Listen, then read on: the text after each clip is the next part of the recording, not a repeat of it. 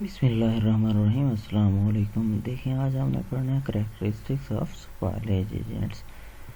Spoilage agents होते क्या हैं? Spoilage agents different physical factors हो सकते हैं, डिफरेंट एंजाइम्स हो सकते हैं, डिफरेंट माइक्रो ऑर्गेनिजम्स हो सकते हैं और इन स्पॉयलेज एजेंट्स पे डिफरेंट फिजिकल फैक्टर्स के इफ़ेक्ट क्या क्या होते हैं। अब करैक्टरिस्टिक्स ऑफ स्पॉयलेज एजेंट में देखें क्या है, एंजाइम्स हैं, माइक्रो ऑर्गेनिजम्स हैं, पेस्ट हैं, फिजिकल फैक्टर्स हैं, जैसे अभी मैंने बात की। तो इनके बारे में हम डिटेल डिस्कशन करेंगे डिफरेंट वेज के अंदर, ताकि हम इनको अंडरस्टैंड कर सकें कि किस तरीके से ये फूड की स्पॉयलेज काज करते हैं और किस तरीके से इस फूड की स्पॉयलेज को प्रिवेंट किया जा सकता है। एंजाइम, सबसे पहले एंजाइम्स क्या हैं? बायो कैटलिस्ट हैं। हम यहाँ पे देखेंगे कैटलिस्ट। कैटलिस्ट क्या होता है?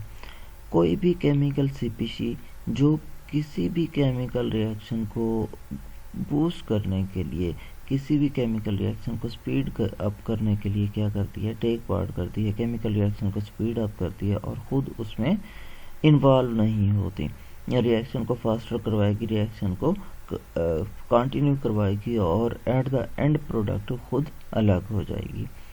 क्या करती है?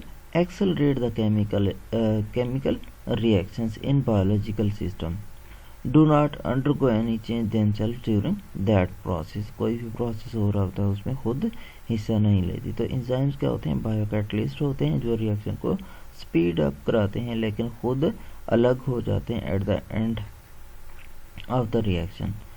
एंजाइम्स प्रोटीन इन नेचर होते हैं, इसलिए इनके ऊपर डिफरेंट फिजिकल फैक्टर का बहुत ज़्यादा इफ़ेक्ट होता है। ये लिविंग ऑर्गेनिजम्स के अंदर बनते हैं, जैसे प्लांट है और एनिमल्स है। और क्या कर सकते हैं? एनिमल या plant system with in the body in vivo, ठीक है ना, with in the organism system जो है, बॉडी सिस्टम है, उसके अंदर काम कर सकते हैं। या outside of the body system क्या करते हैं? एंजाइम्स काम करते हैं और फूड को डेटेरियोरेट कराने में या फिर उसको मॉडिफाई कराने में एक अहम किरदार अदा करते हैं। डिफरेंट एंजाइम्स, उनके डिफरेंट फंक्शंस होते हैं। बहुत सारे एंजाइम्स के हैं बेनिफिशियली उनको यूज़ किया जाता है फूड इंडस्ट्री के अंदर डिफरेंट पर्पसेस के लिए। जैसे हम अगर ब्रेड इंडस्ट्री की बात करें तो बेकिंग जो हम क्या करते हैं, डो प्रिपेयर करते हैं। तो डो प्रिपरेशन में यीस्ट क्या करती है? एंजाइम्स प्रोड्यूस करती है, अमाइलेजेस, जो अमाइलोज की ब्रेक डाउन करने के लिए, ठीक है ना, यूज़ होते हैं और कम्प्लेक्स कार्बोहाइड्रेट्स को सिंपलर कार्बोहाइड्रेट्स में तब्दील कर देते हैं। फ्रूट जूस इंडस्ट्री में इस्तेमाल होते हैं क्लैरिफिकेशन ऑफ जूसेस के लिए और बाज़ औक़ात पिगमेंट एक्सट्रैक्शन के लिए। कैसे? ये जो डिफरेंट कम्प्लेक्स सब्सटेंसेस होंगे या कलरिंग सब्सटेंसेस होंगे उनको ब्रेक करेंगे। ब्रेक करने के बाद वो क्या हो जाएंगे? अलग हो जाएंगे। जब अलग हो जाएंगे तो उनको इजीली रिमूव किया जा सकता है या उनको ब्रेक करके ऐसे सब्सटेंसेस में तब्दील कर देंगे जो कलरिंग नहीं होंगे फ्रूट जूसेस के अंदर क्लैरिफिकेशन के लिए। या यहाँ पे ऐसे है कि जो कम्प्लेक्स सब्सटेंसेस हैं उनको ब्रेक करने के लिए सिंपल वंस के अंदर जो उसके अंदर थिकनेस है उसको रिमूव करने के लिए या उसके अंदर जो कोर्स पार्टिकल्स हैं उसको रिमूव करने के लिए फ्रूट जूस इंडस्ट्री के अंदर क्या किए जाते हैं? Enzymes as a clarifier use किए जाते हैं। या बाज़ औक़ात पिगमेंट एक्सट्रैक्शन के लिए, कलरिंग सब्सटेंस के क्या है एक्सट्रैक्शन के लिए एंजाइम यूटिलाइज होते हैं। पेक्टोलाइटिक एंजाइम्स, पैक्टिन से और लाइटिक का मतलब है ब्रेकिंग। जो पैक्टिन ब्रेकिंग एंजाइम्स हैं वो क्या है? इम्पॉर्टेंट एलिमेंट है मॉडर्न जूस प्रोसेसिंग टेक्नोलॉजी का। अब पैक्टिन को क्या किया जाता है? As a thickening agent use किया जाता है जूस इंडस्ट्री के अंदर। तो जब पेक्टोलाइटिक एंजाइम्स मौजूद होंगे तो वो पैक्टिन को डिग्रेड कर देंगे। जब पैक्टिन को डिग्रेड कर देंगे तो उसके जो स्ट्रक्चरल इंटीग्रिटी है वो मेंटेन नहीं रहेगी और अल्टीमेटली वो क्या करेगी? ऑफ टेक्सचर दे रही होगी जूस को, जो बिल्कुल थिकन हो जाएगा। या बाज़ औक़ात इसी प्रॉपर्टी को यूटिलाइज़ किया जाता है पैक्टिन को डिग्रेड किया जाता है और फ्रूट जूसेस को मोर क्या है ऐसा बना दिया जाता है जो बिल्कुल थिक ना हो और उसकी जो है प्रॉपर कहीं पे पता ही ना चले कि ये इसके अंदर आर्टिफिशियल थिकनर ऐड किया गया है। Enzymes are also utilized in the meat industry for tenderizing। ठीक है ना, मीट टेंडराइजर जैसे पपेन एंजाइम है पपाया के अंदर मौजूद होता है, मीट को सॉफ्ट करने के लिए यूज़ किया जाता है। मोस्ट ऑफ द टाइम जो मीट इंडस्ट्रीज़ होती हैं ऐसी इंडस्ट्रीज़ जो मीट को क्या करती हैं एज्ड एनिमल्स को यूज़ करती हैं। तो एज्ड एनिमल्स का मीट जल्दी नहीं पकता, तो उसको टेंडराइज करने के लिए सॉफ्ट करने के लिए क्या किया जाता है पपेन एंजाइम या डिफरेंट सोर्सेज से डिफरेंट एसिड्स वगैरह ऐड करके इसको टेंडराइज किया जाता है। तो एंजाइम्स मीट टेंडराइजिंग इंडस्ट्री के अंदर भी यूज़ होती है, मीट इंडस्ट्री के अंदर टेंडराइजिंग पर्पज़ के लिए। और डेयरी प्लांट्स के ऊपर क्या होती है प्रोडक्ट जैसा कि चीज़ेज़ हैं, चीज़ मैन्युफैक्चरिंग के लिए भी एंजाइम्स यूटिलाइज होते हैं। इसके अलावा बहुत सारे ब्रांड्स हैं ब्रेड इम्प्रूवर के तौर पर क्या करते हैं अमाइलोलाइटिक एंजाइम्स को यूज़ करते हैं और ये एंजाइम्स क्या करते हैं ब्रेक डाउन करते हैं अमाइलोज की। तो अमाइलोज की ब्रेक डाउन से सिंपलर सब्सटेंसेस और ब्रेड का टेक्सचर क्या हो जाता है सॉफ्ट हो जाता है।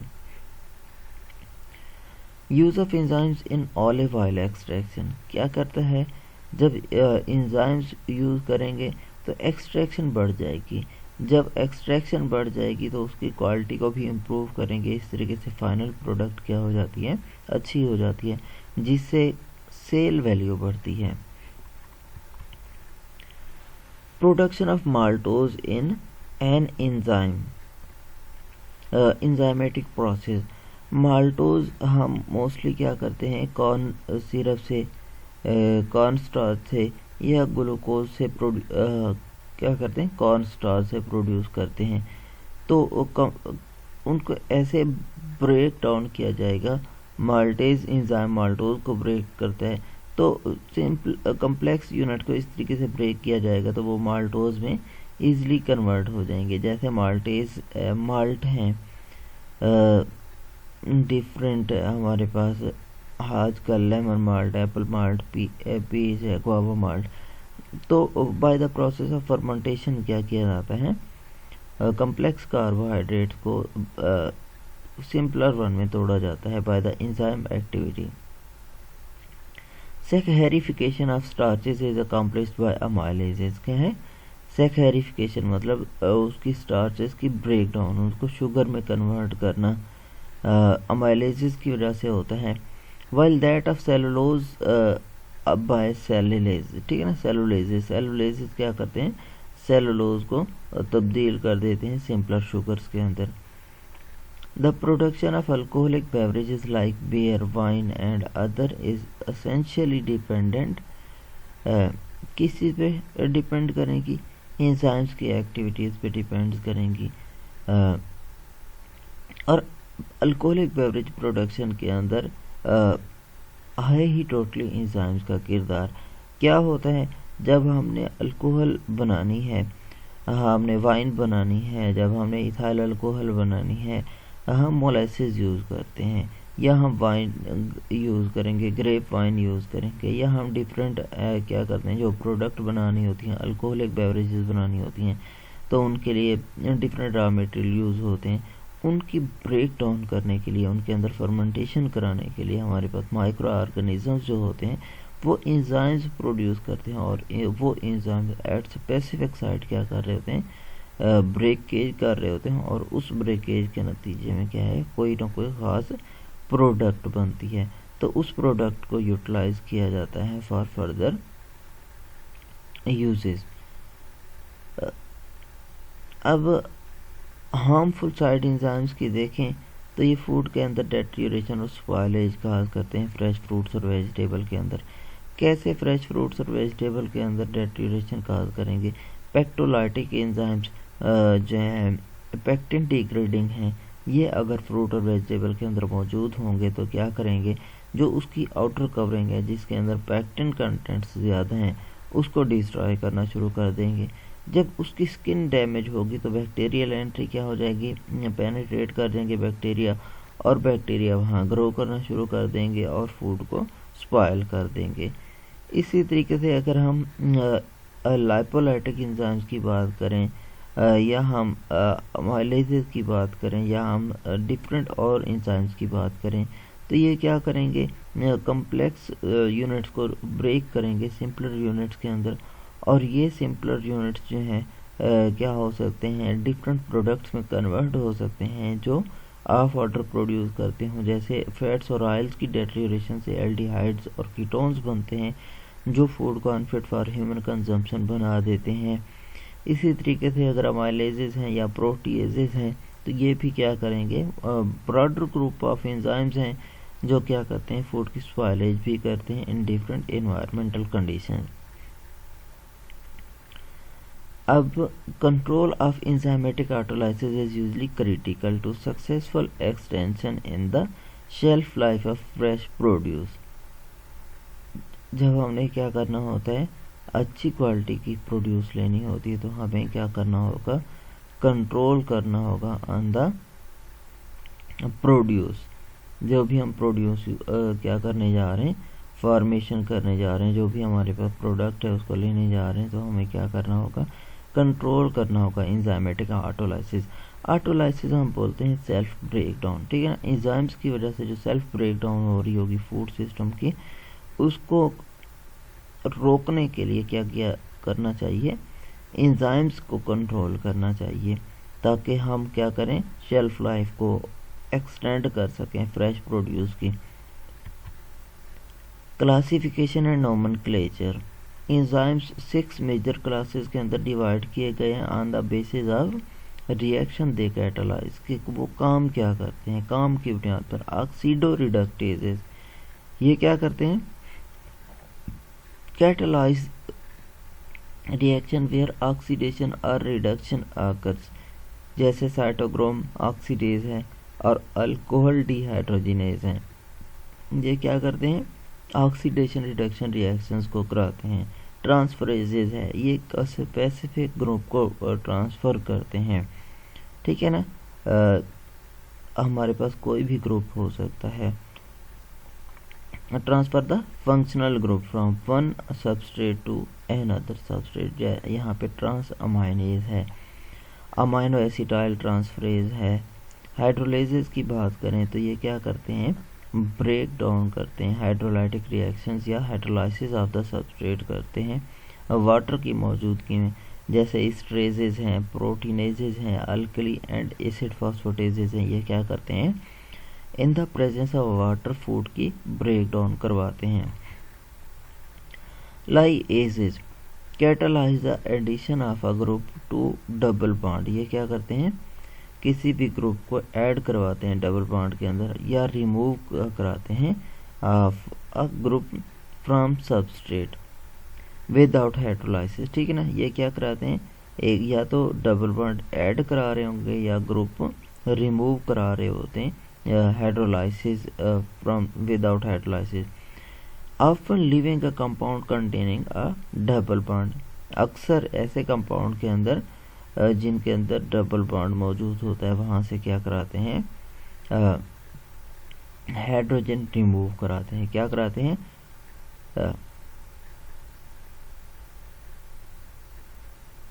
अब इसमें फ्यूमरेज एग्जाम्पल है। आइसोमरेजेस, आइसोमर का मतलब होता है लॉन्ग चेन्स, ठीक है ना। आइसोमर्स के ऐसी ऑर्गेनिक कंपाउंड्स जिनका केमिकल फार्मूला तो सेम हो लेकिन स्ट्रक्चरल फार्मूला डिफरेंट हो तो उसको हम आइसोमर बोलते हैं। तो जो आइसोमरेजेस होते हैं ये क्या करते हैं, catalyse the intermolecular arrangement of substrate, क्या कर देते हैं, इंटरमॉलिक्यूलर अरेंजमेंट्स को चेंज कर देते हैं। जैसे फॉस्फोहेक्सोज आइसोमरेज है और रेसिमेसेस हैं, ये क्या करेंगे, अरेंजमेंट चेंज कर देते हैं। Ligases joining enzymes, formation of covalent bond, ये क्या कराते हैं, कोवलेंट बॉन्ड फॉर्मेशन कराते हैं सबस्ट्रेट के और सबस्ट्रेट के दरमियान में एटीपी यूज़ करके इन द फॉर्म ऑफ, ठीक है ना, एनर्जी को in the form of ATP use करके। पायरुवेट कार्बोक्सिलेज है, ये क्या है, ज्वाइनिंग एंजाइम्स आ जाते हैं। जितने भी एंजाइम्स होते हैं इनके मोस्टली क्या होता है, कॉमन नेम के बाद ASE ज़रूर होता है। यहाँ पे एग्जांपल्स हैं लाइपेज है, प्रोटीएज है, कार्बोक्सी पेप्टाइडेज है, अमाइनो पेप्टाइडेज है। इनको जनरली क्या क्या कहा जाता है, एंजाइम्स कहा जाता है। लेकिन जो ओल्डर नेम्स हैं ट्रिप्सिन, पेप्सिन और रेनिन है, ये भी क्या करते हैं, अभी तक पुकारे जाते हैं, अभी तक वर्किंग के अंदर हैं और ये डिफरेंट फंक्शंस के साथ अपना डिफरेंट रोल प्ले करते हैं। एंजाइम एफिशिएंसी, एफिशिएंसी की जब भी हम बात करते हैं तो हम कहते हैं कि 100% में कोई चीज़ कितना परसेंट दे रही है। तो एंजाइम्स क्या है, क्या इनकी कंसंट्रेशंस होगी तो ये मोर एफिशिएंट होंगे, क्या इनके ऊपर पीएच होगी तो मोर एफिशिएंट होंगे, क्या टेम्परेचर होगा। तो enzymatic activity is influenced by different physico chemical parameters. ठीक है, अब ये पैरामीटर क्या करते हैं, एंजाइम्स को या तो डिस्ट्रॉय कर देंगे या उसकी एक्टिविटी को मैक्सिमाइज कर देंगे। Effective and low concentration and are specific in their actions. Enzymes क्या होते हैं, स्पेसिफिक इन नेचर होते हैं। हमने जैसे लॉक एंड की मॉडल पढ़ा था, तो जो एक एंजाइम है उसकी एक स्पेसिफिक साइट होती है जिसे हम क्या बोलते हैं, एक्टिव साइट बोलते हैं। और एक्टिव साइट रिएक्शन में टेक पार्ट करती है, वो सबस्ट्रेट के साथ बाइंड करती है। तो एक्टिव साइट एक स्पेसिफाइड होती है, वो एक स्पेसिफिक एंजाइम्स स्पेसिफिक सबस्ट्रेट के साथ जुड़ेगी, हर सबस्ट्रेट के साथ नहीं जुड़ेगी। और मोस्ट ऑफ द टाइम एक अगर एंजाइम है जैसे अमाइलेज है तो वो जस्ट क्या करेगा, अमाइलोज की ब्रेक डाउन करवाएगा, इसके अलावा किसी भी काम नहीं आएगा। तो डिफरेंट एंजाइम्स हैं डिफरेंट रिएक्शंस को कैटालाइज कराते हैं।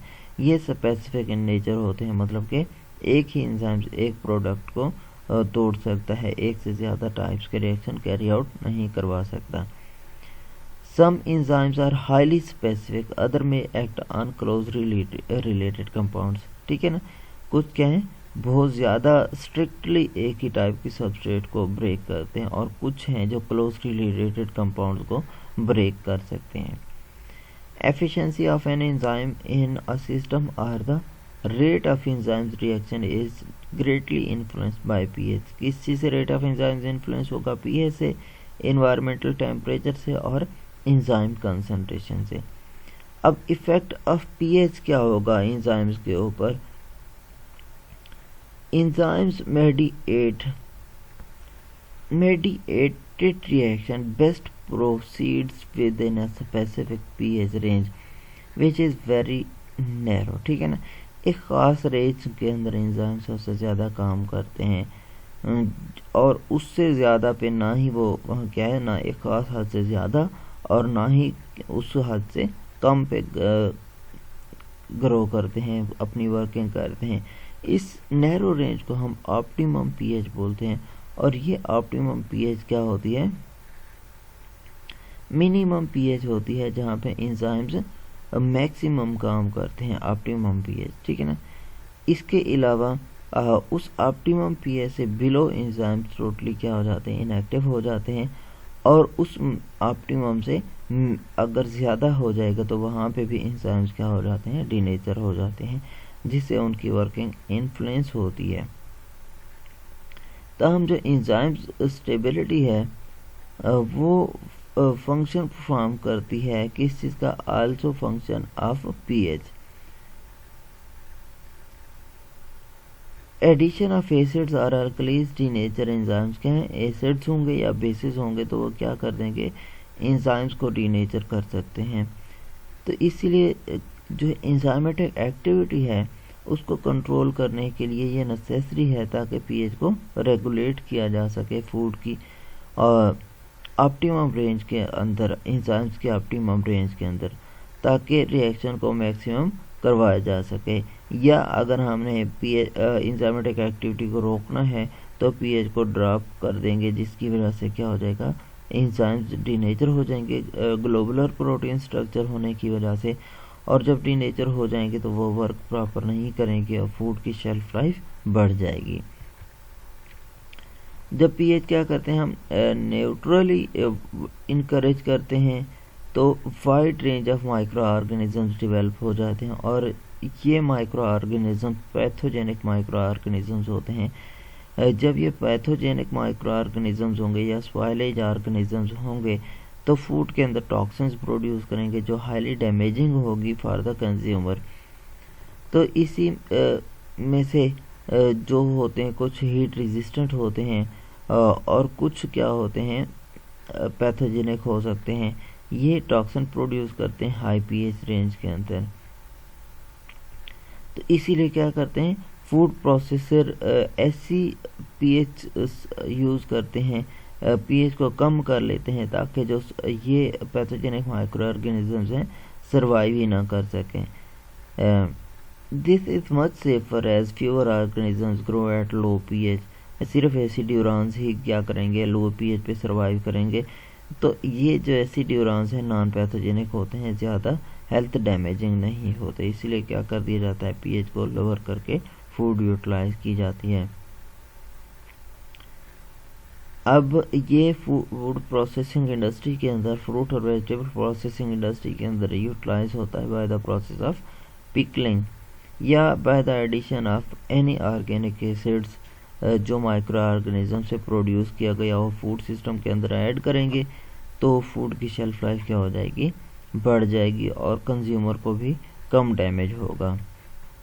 इफेक्ट ऑफ टेम्परेचर, एंजाइम्स क्या करते हैं ख़ास टेम्परेचर रेंज के अंदर काम करते हैं जिसे हम बोलते हैं ऑप्टिमम टेम्परेचर। उस खास ऑप्टिमम टेम्परेचर से ना ज़्यादा पे वर्क करेंगे और ना ही लो पे वर्क करेंगे, दोनों कंडीशंस के अंदर उनकी एक्टिविटीज़ मुतासिर होंगी।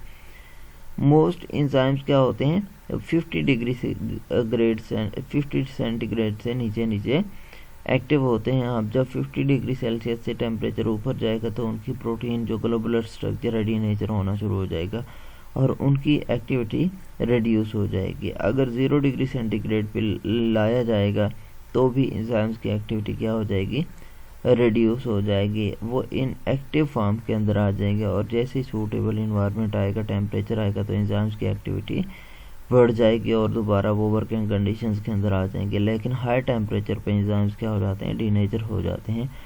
जैसे कि 70 to 80 डिग्री सेंटीग्रेड है, ये एंजाइम्स को डिस्ट्रॉय कर देती है और फूड की शेल्फ लाइफ को बढ़ा देती है।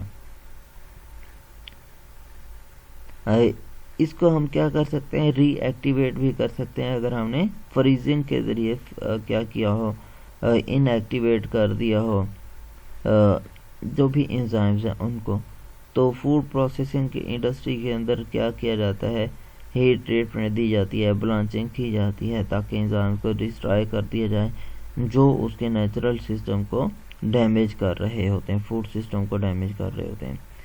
Effect of concentration, the rate of enzymes activity is also influenced by the concentration of the substrate। के कंसंट्रेशन जो है एंजाइम्स की, उनका सबस्ट्रेट कंसंट्रेशन पे इफ़ेक्ट होता है। अगर एंजाइम्स हमारे पास ज़्यादा होंगे तो वो जल्दी रिएक्शन को कैटलाइज कर देंगे और एंजाइमेटिक एक्टिविटी क्या करेगी, इन्फ्लुएंस होगी टेम्परेचर इफ, ठीक है ना। कंसंट्रेशन से अगर कंसंट्रेशन सबस्ट्रेट की ज़्यादा होगी तो एंजाइमेटिक एक्टिविटी कम हो जाएगी। तो जब एंजाइम ज़्यादा होंगे तो जल्दी रिएक्शन को प्रोसीड कर देंगे, जब एंजाइम्स कम होंगे, सबस्ट्रेट ज़्यादा होगी तो रिएक्शन की स्लोअर हो जाएगा। और जैसे सबस्ट्रेट को कंज्यूम करते रहेंगे तो रिएक्शन मैकेनिज्म चेंज होता रहता है। यहाँ तक आप लोगों को कोई सवाल हो तो आप पूछ सकते हैं।